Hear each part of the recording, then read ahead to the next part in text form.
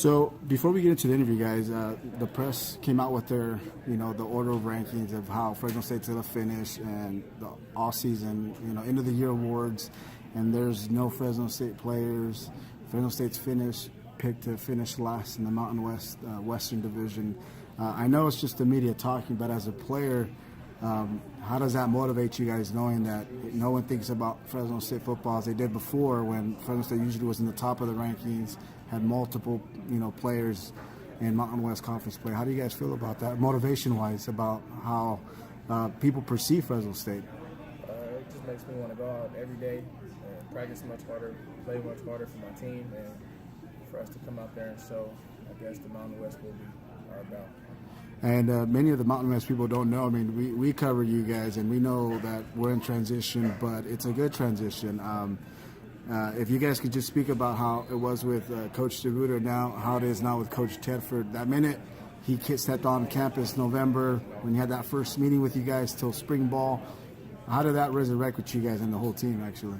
Really, when he came in, we could tell there was going to be a big change, and there was a big change in the atmosphere and how the players, we knew no job was secure, and we knew the energy around the room.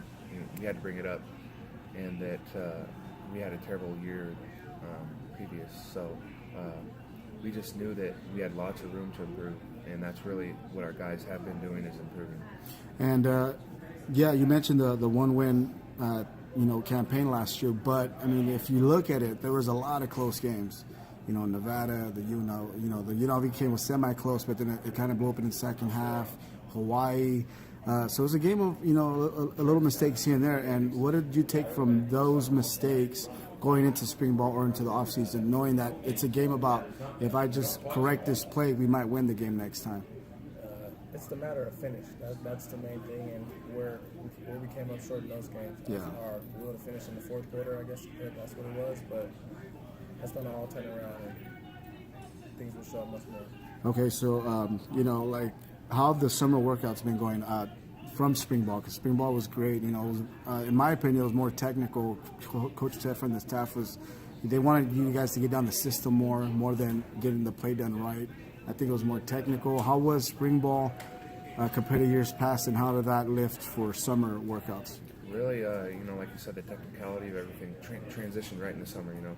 We're really technical on our movements and our lifts and our running, and our strength coach, Coach Ward, he really did a great job with that. And we're still working. Even right now, our guys are out there running right now. So we know we're focusing on the small details, and that'll take care of the the big thing.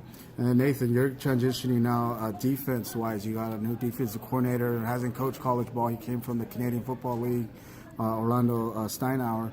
How is he? And your defensive line coach as well. How are all the defensive coaches, and how is that all forming on the defensive side? They're really hungry. They're hungry guys. That they know that we have a lot of room and improvement. And every time we stepped on that field or in that meeting room, we knew that we had to improve. And so I think they felt under the gun, and all the players feel under the gun. We got to improve, and there's no room for error. And KeeSean, how's the offense difference now? I mean, you got a very, offensive-minded coach now compared to Coach DeRuiter. How is the offense transitioning now? Our competitiveness has went very high. Everyone's competing every day, much more than I've seen in the past. And we're just everyone's excited to have a lot more people to make plays. Awesome. Now, who benches more, you or KeeSean? Because the video went viral with KeeSean. Nathan, does he's pretty strong. I'd probably have to go with him, but I could probably catch harder passes. So.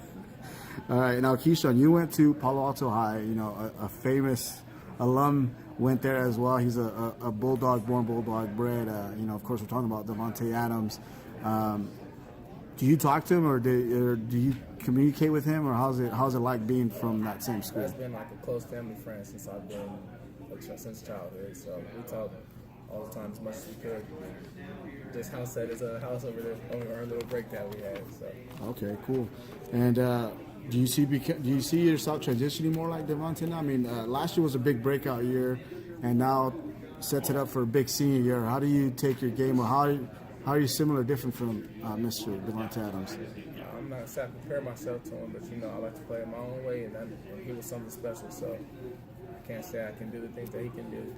Almost. We'll see. And who do you see, Nathan? Who do you look for? What do you want to be? I mean, we had a nose tackle.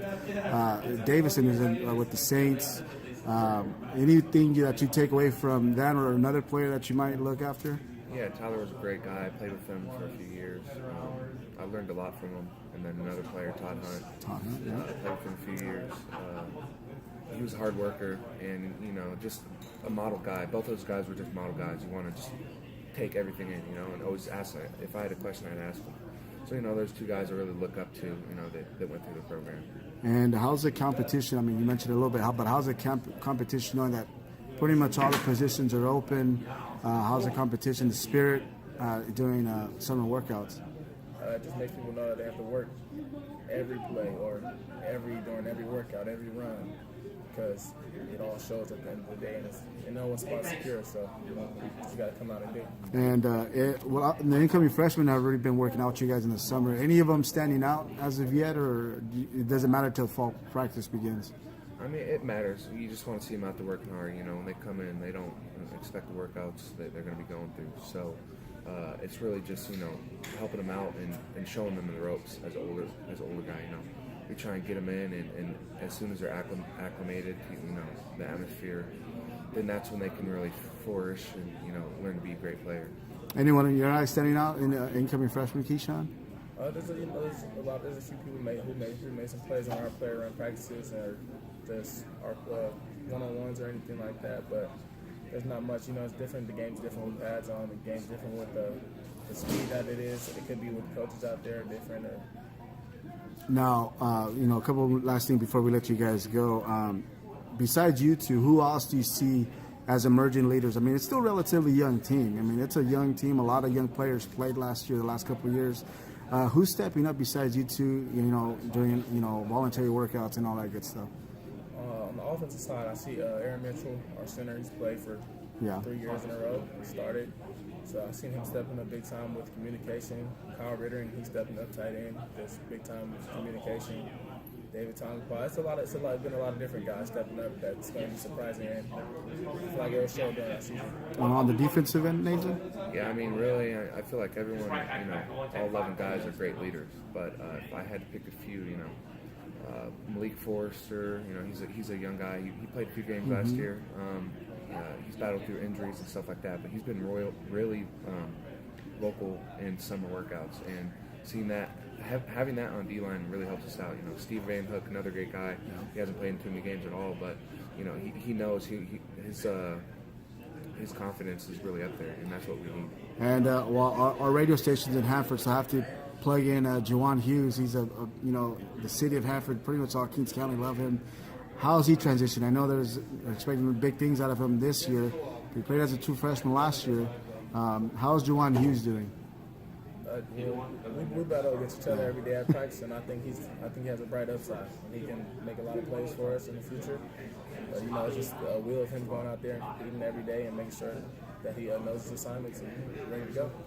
And last thing before we let you guys go, what's the expectations like this year? I mean, putting these rankings aside, what are Fresno State, what are your team goals for 2017?